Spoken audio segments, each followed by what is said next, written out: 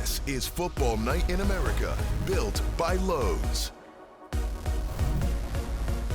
Welcome to the Football Night in America podcast presented by Lowe's. Maria Taylor alongside Matthew Berry, Mike Florio, Devin McCourty, and Jason Garrett here with you. And guys, we definitely saw one of the best comebacks we'll probably ever see this season as the Broncos scored 33 points in the fourth quarter, literally couldn't score throughout the first three quarters, and still find some way to get a win. Matthew, what was your biggest takeaway for Denver?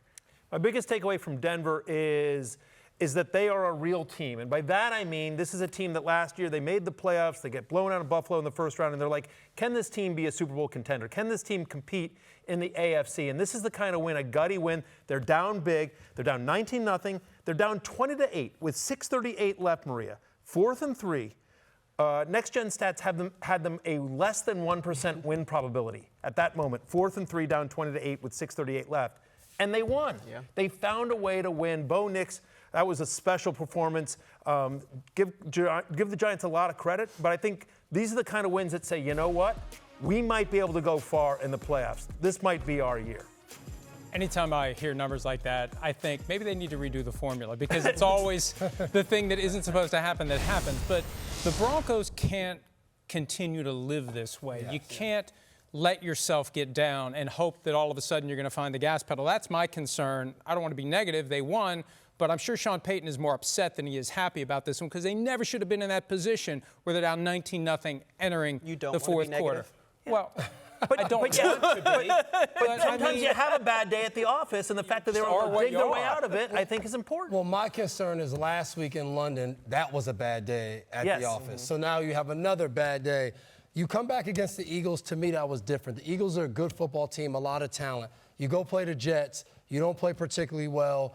You kind of let off the hook. If Fields completes that pass to Wilson at the end of the game, we might have a different tune. Then today you fall behind to a Giants team that you're better than. And I think the key to me in the NFL is how do we continue to play our best ball?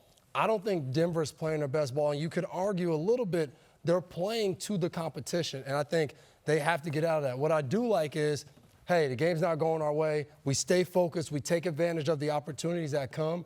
They did that today, but I'm sure Sean Payton's like, we got to change a little bit of how we're playing if we want to be a good team in the playoffs. Yeah, I agree with all of you guys on every front. To find a way to win, I think that's a really good thing. But the big takeaway for me, Dev, is what you're saying. Jets last week, Giants this week. This isn't NFL royalty right now. Mm-hmm. These are teams that, as Sean Payton said coming into this season, we have aspirations to go be a Super Bowl team. You would think that they think they're a much better team than both the Giants and the Jets. And to let each of those teams hang around, need an historic comeback against the Giants today, you don't feel great about that. Are they building calluses? Are they building the grit? Are they building the confidence to win close games? Absolutely. And that's going to serve them well going forward. But knowing Sean, he's going to the office tomorrow saying, we got to fix this now. We got to get this offense right from the start, not just we're in desperation mode. I will say, though, and you never like to say, hey, there's moral victories, but if there is such a thing as moral victory, the Giants had it. This is a game that no one expected them. Okay, fine, they sort of surprised the Eagles last Thursday night, but the Denver has probably one of, if not the best defense in the NFL, and what they're really good at is limiting mobile quarterbacks. This is something we talked about on Fantasy Football Happy Hour, but whether it's whether it was Justin Fields or Jalen Hurts or even Daniel Jones, they have limited mobile quarterbacks, and so that was Jackson Dart's big threat coming into this game, and they still found a way. They were an extra point away from going to overtime. I think if you're a Giants fan, you were bummed about this loss, but you're like, we have a franchise quarterback. The most important thing in the NFL, we found our guy. No doubt. And we laugh about the word moxie every week, right? Yeah. So whatever word you want to use, gumption, spirit, stuff in his neck, whatever. Say it, it's week 7, we got it. Yeah, whatever that thing is, the best ones have it. Now, the guys who have a lot of ability with that gumption, okay, those are the guys that get a yellow jacket. I'm not saying that this guy's that, but he is a talented player. He can throw it. He can run, and he has that spirit. His teammates love playing for him. He loves being in these moments. So all that stuff is great. If you're a Giant fan, there's a lot of hope and there's a lot of optimism, but you're up 3 scores with 10 minutes to go. You can't let these games slip away from you. Yeah. Tough one. I will say, the last thing I want to say real quick, sorry, Mike. That's all right. I was just going to say is, on the day that they honored the late, great Demaryius Thomas, it was nice to see Denver come home with a win. No doubt. Yeah. The other big picture from this one, and when the Giants scored late and it felt like that was it, one thing we need to accept, and we saw it Thursday night in the Bengals-Steelers game, we've seen it time and again, these games aren't over when we think they're over. You throw in the K-ball that's flying another 5 to 7 yards, I've heard, the kickers with the long legs, and, the Broncos got all the way down the field, but they had enough time to do it. You don't need much time when the other team goes ahead late. Don't give up on these games. They are not over until they're over, as a wise man once said. No doubt, but we talk about situational football all the time, and the biggest situation is sealing the win in the fourth quarter. Go back in the history of the NFL. All these games are one-score games. 2/3 of them are one-score games. The teams that make the playoffs, they win the fourth quarter, and they win these games. And when you're up 3 scores with 10 minutes to go, we can talk all you want about all those things. You have to situationally play it right. You can't turn the ball over. You have to, if you go 3 and out 3 times and make them go the length of the field, you're going to win the game. Yeah. So I think the Giants will learn from it. You can't win until you stop from losing. Yeah. Okay, they'll get on You've heard that one before. I've heard that a lot. Yeah, the kids call it aura, though, Jason. You can add that to the list of like moxie and whatever. There's else a we're little looking for. something different between something. it. We'll talk about that He's later. not up on that aura. He's on the aura? Yeah, okay, we'll work on it. Riz, is there a little Riz thing? There you go. You're up on You didn't think I knew that, did you? Yeah. Okay, the Eagles had a little bit of aura. They snapped their 2-game losing streak against the Vikings, and they did it through the air. We saw Devontae Smith, A.J. Brown combining for 304 receiving yards, what all Eagles fans have been waiting for, hoping for, and they also had 3 touchdowns. This was a statement game for the Eagles, right? Coming off the 2 losses, how are they going to respond? They're going to go in. People were questioning the offense. Are they not throwing enough? They're not be able to get the run game going. What's going on? They're going into Minnesota with a good defense. Brian Flores always does a great job here. They also blitz a lot, which is so could Hurts handle the blitz? And I thought this was a statement game. Look, 19 for 23, a perfect passer rating for Jalen Hurts. It wasn't there in the run game, and so he identified coverages. He made a couple of unbelievable throws, and so I thought this was just a hell of a win by the Eagles because how they performed this game I thought was really important after the struggles they'd had. They came out and they made a statement. He had gone 22 games without 300 passing yards, and you could tell those couple of extra days after they lost to the Giants on Thursday night, they made full use of it. They looked in the mirror, and they didn't just say what they'd been saying all year. We'll just keep doing what we're doing. They did something different. They recognized it's not sustainable the way it's been going, and Jalen Hurts cut it loose, threw it to A.J. Brown, threw it to Devontae Smith, and you can just feel it was working, and hopefully they can carry it forward. Yeah, from talking to Devontae Smith, it sounded like it was a self-scout moment for them. Hey, we have a few extra days. It's not like we're in week 14 or 16. We only have a few games as a coaching staff to really go through offensively. Seems like they went through them and they gave a lot of the same looks, but said, okay, I'm sure they said we're 85% run in this look or we're 80% pass. Hey, let's run out of this look. Let's pass out of this look. And I think that's what's worked out. But ultimately for this team, especially when you play against a Minnesota team, if they're going to be aggressive, you're going to say, okay, you're going to cover you're that guy. You're going to cover A.J. Brown one-on-one? Okay, let's see. Oh, you're going to cover Devontae Smith? Okay, let's see. And they took advantage of that. I still don't know if they have the answers to some of the different looks that teams might give them. That's yet to be seen. But I think they know they have this ability. Everybody else is going crazy. It's can they do this week after week and put it together? Yeah, these days they call it analytics. They used to call it tendencies in the NFL. Like everybody knew what your tendencies were. This personnel group, this formation, and it starts with run and pass. 58% run, 42% pass. So knowing that, as a coach, as a play caller, you know that week in and week out from every possible combination. Well, the defense knows that too. And people say you don't want to have tendencies. I used to love to have tendencies. Why? You set it up. We're 80% run here. What do you think they're playing? They're playing run. Okay, this is the play action thing. So you're constantly trying to create tendencies to use them to your advantage. And I thought that was all over the tape with Philadelphia this week. Exactly what you said. You could tell they looked at themselves. What are we doing from what? And let's do the opposite. And it happened time and time again. If I'm playing them on defense, my approach would be just make them earn it.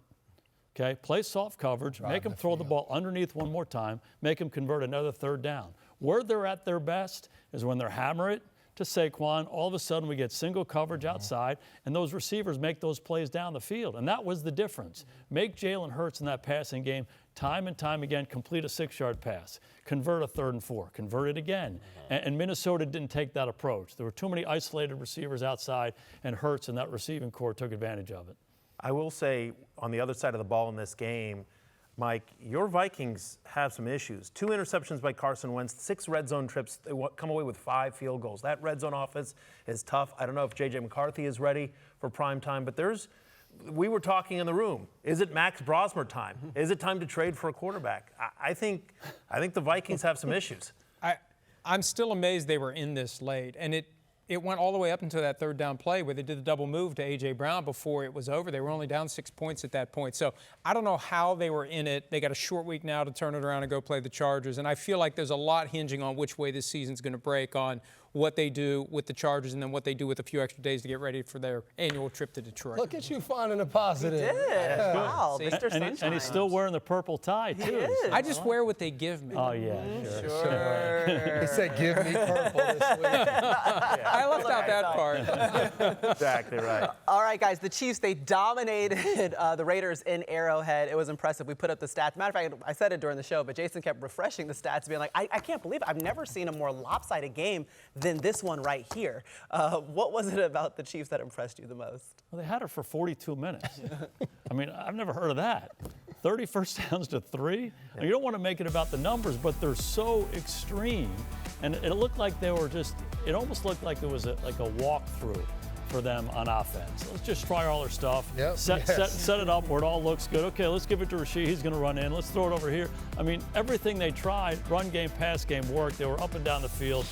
The Raiders were not competitive in any way in this game, and the Chiefs have their swagger back. You don't want to make it about one guy, but it's amazing the impact of Rashid Rice. You know, he comes back. He's their 2nd best player on offense, and not only did he have an impact, but he opened up a lot of other things for the rest of their skill guys. It was really impressive. Yeah, it was 2 things for me. When you said at one point the Raiders ran 29 plays as an offense, I remember playing defense. You walk away, and you're like, man, I still feel pretty good today. Like, I don't feel like I played. And that's what the Chiefs' defense, 29 plays in a game is ridiculous. And then the other part is what you just said. It felt like when you put in plays, the offensive coordinator or the head coach might say, hey, every play is not a touchdown. Let's get what's there. It felt like every play was a touchdown for the Chiefs. It was like they drew it up and was like, ooh, I really like this. Oh, let's run this. Let's run.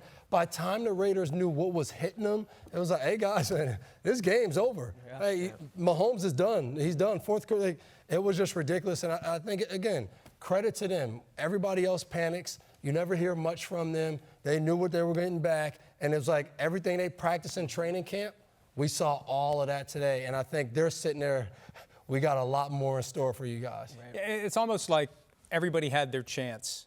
The Bills had their chance. The Ravens had their chance. And when the Chiefs beat the Lions last week, I think you couple that with what the Bills did in Atlanta on Monday night. And, you know, there's that gif where the guy's going like this, like the Chiefs are like, all right, here we go now. And then the Steelers lose. And I think they feel like they're in position to really hit their groove. And, I mean, today, it was incredible. And to have Rashid Rice back and Hollywood Brown and Xavier Worthy on the field together for the first time in the regular season. That never happened, and you look at what it does for that offense. So we're just counting on the Pats to try to be that team in the AFC. I mean, maybe they are the best team in the AFC.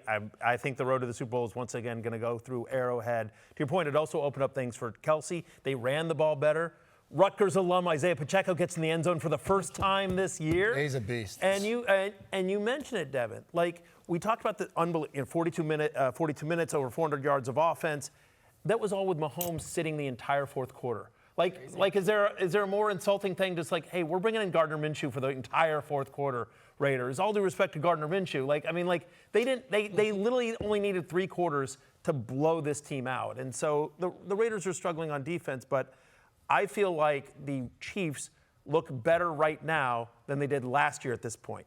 Like, a lot better. And let's go back 3 or 4 weeks. Yeah. The sky was falling, right? Yeah. There's no way. This is the end of the dynasty, all this kind of stuff.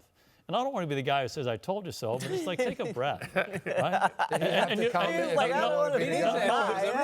know something? I'm going to say it again on the flip side to that. You hate to be that guy, but you will be that guy. No, but it's still the middle of October. So we say all this stuff. They're the front runner. I mean, this story is going to change around 15 more times before we get to the end of the year. And the rough part for the Raiders, they got to play this team again. It's a divisional opponent. And there was all that talk after week 2 about how Tom Brady calls Pete Carroll and Chip Kelly. Like, if I'm Pete Carroll, I go straight to the bathroom and throw my phone into the toilet after the game because Tom's going to be buzzing that thing. I was grateful that he had to do the Cowboys game, but you know that Brady is going to want to know what the hell happened to my team today. Yeah, I think we knew it. We were looking at each other. I was like, if Patrick Mahomes walking a defender off the field injured, yes, he did that, and then never returned to the game. We're like, it's over at that moment. Yeah, they scored in their first 4 possessions with a touchdown, and it was over from the beginning. We're going to go into our speed round now, presented by Lowe's.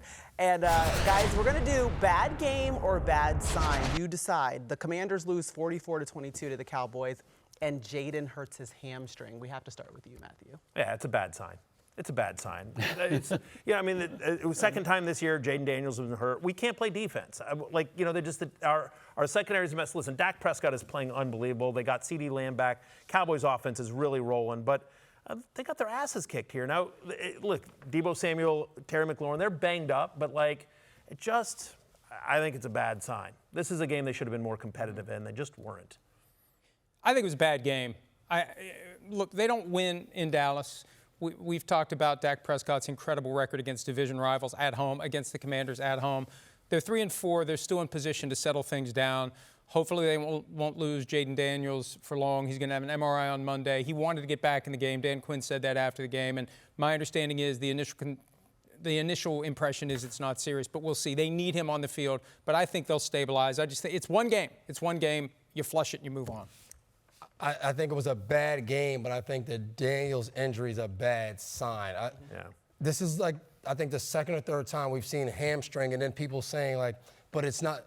I don't know how many hamstrings you just come back and especially a guy like him. So I think him being injured, when you add some of those other pieces also being injured, I think that's the bad sign. Yeah, I echo that. The 3 receivers being out, it was going to be a hard day for them, excuse me, down there. But the injury to him and the fact that it's a hamstring is real concerning.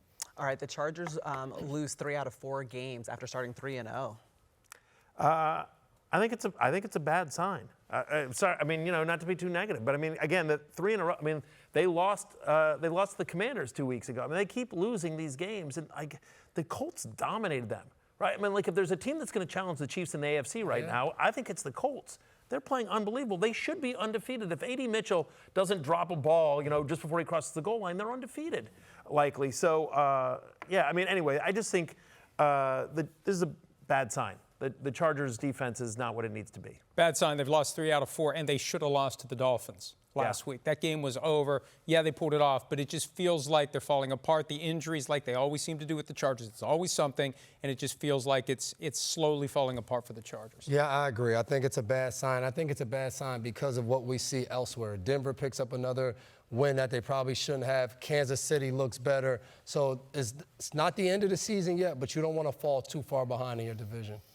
Yeah, I think it's a bad game. It's a bad stretch, obviously. Injuries matter in the NFL. There are very few teams that can overcome losing cornerstone players. And the cornerstone player they're losing is Joe Alt. Mm-hmm. And it's important you say, okay, it's one lineman. They've built their team on being strong on the offense and defensive lines, being able to run the ball, complementary off of that, play action, all of that. And they're just not the same. I mean, Herbert's running for his life. And it's a little bit of an excuse. But I think, like with Rashee Rice, when you get this guy back, that can give everybody else a whole lot of confidence. It is the middle of October, right? There's a lot of football to be played. And I think there's too much good stuff going out there with the Chargers. I love the coach. I love the quarterback. They get healthy. They're going to be in it at the end.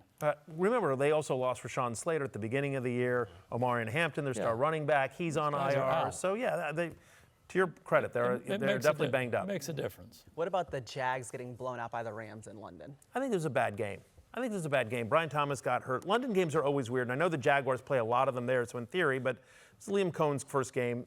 Look, the Rams are playing unbelievably well, and so I think this is a bad game. think if the Jaguars in a different division, I might feel a little bit different, but I think it's just a bad game. I'm still in on the Jaguars. Bad sign for me. Look, they beat the Chiefs a couple of weeks ago on that Monday night. We're thinking, hey, the narratives are changing. The Jaguars are different. Trevor Lawrence is different, and they lose to the Seahawks at home, and they lose badly to the Rams, who I think showed up like a half hour before kickoff in London. Right. So I just think that whatever they got that Monday night is gone now, and there go the Colts farther and farther away from them. Yeah, I just think they're going to have a chance to be in. I think it's a bad game. They're going to compete with the Colts. I think the Colts are a better team, but I never saw the Jags as a team that was going to be like contending. Really good game beating the Chiefs, but I think for them, they still have things to build on. It's not like the season's over. I'm not going to panic right now for the Jags. Yeah, I agree with you. I think the other part of this game was the fact that Liam's going against Sean McVay. You know, he's coming from that place. They're real familiar with the things that he's doing there, and I think they probably know some of the things that make it hard on that offense. So the fact that they're in London, all of that stuff, plays into this thing. But I also think the opponent matters too. Rams are hot. Rams know what you're doing. They just need to, as Florio says, flush it and move on. Last but not least, the Jets fall to 0-7, and we saw Tyrod Taylor coming in for Justin Fields. Shout out the Jets always making it in the season. It is interesting, JK, right? never always get the Jets in. They be 0-16, and Week 18 he will get them in. We haven't told you already. Our JK. researcher, James Kaminsky, is a Jets fan for life. Jets fan. Lifelong. Just deciding whether or not he's going to pass it on to his kids. He's graciously decided his son's not going to have to inherit that. I think it's both. I mean, this was a bad game. They had a chance at winning this thing, but it's also a bad sign because I feel like every week it's a bad game, right? I mean, they're 0-7. They benched their starting quarterback, Justin Fields. Tyrod Taylor comes in, and you sort of go, oh, now I get why they were starting Justin Fields. Taylor didn't look good either. I mean, it's a bad sign. It's unfortunate, but just nothing's working for the Jets these days. There's not one thing and Garrett Wilson was out. There's not one thing you can point to and say, like, well, that's a positive. Nothing ever works for the Jets. It's bad sign. What's the line from the Sopranos theme song, Born Under a Bad Sign? That's what they were. That's what they are. I still can't believe they won Super Bowl III. It becomes harder and harder to believe with each passing year. That's the one time they won a Super Bowl. How? That's the only time they've been to it. How? I know. Wow. Joe Namath didn't walk through that door. 0-7. Is there a good sign to 0-7 anywhere out there? No. This is a bad sign. Let's not give it too much. Agree. Okay, let's move on then and give out a game ball for the best individual or team performance this week. God, there's a lot of ones, but I'll go with Jonathan Taylor. 3 touchdowns again. Coach, I think you said it on the show, one of the most underrated players in the NFL, keeps his head down, just does his job, and just I want to acknowledge the Colts in some way because, like I said, they should be undefeated. They're one of the best stories in the NFL this year, so Jonathan Taylor to me. Without question, Jamar Chase on Thursday night. You'll see a college game like this from time to time where everyone knows this guy's getting the ball and they can't stop it. You rarely see it in an NFL game where everybody in the stadium knows that guy's getting the ball and they still throw it to him. 23 targets, 16 completions. He was unstoppable. Yeah, unbelievable performance. Fun to watch, too, even as a defensive back when I'm like, dang, this is still giving me nightmares. Mike Vrabel, you get fired in Tennessee. Definitely felt like, how the hell am I getting fired here? Like, I took this team to the AFC Championship and I'm getting fired. To go back there, I know he played it down all week, but to go back and get a win for the Patriots, that had to be a good feeling for him. Yeah, no doubt. I'm gonna pile on Indianapolis first. Jonathan Taylor, really underappreciated guy, under the radar. Daniel Jones, the quarterback, same way. Their personalities are like Shane Steichen, the head coach. Their personalities are all the same. They're football guys, right? They don't need a lot of hype. They don't need a lot of hoopla around them. And all they're doing is winning games. The other guy I want to mention, too, though, you mentioned Chase.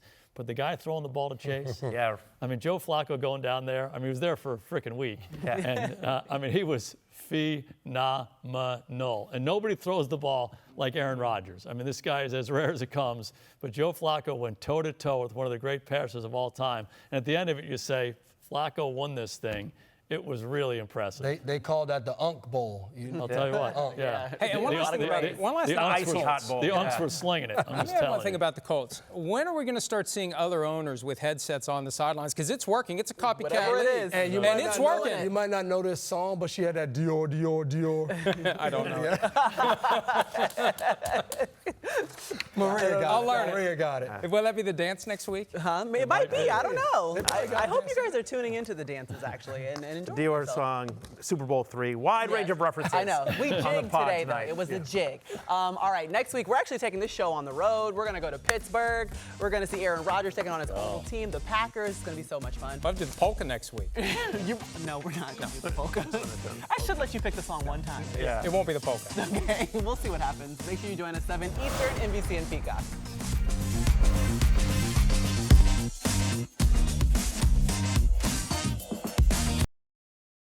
Hi, I'm Mike Tirico, and thanks for watching. Make sure to hit subscribe for the latest news and highlights from NBC Sports.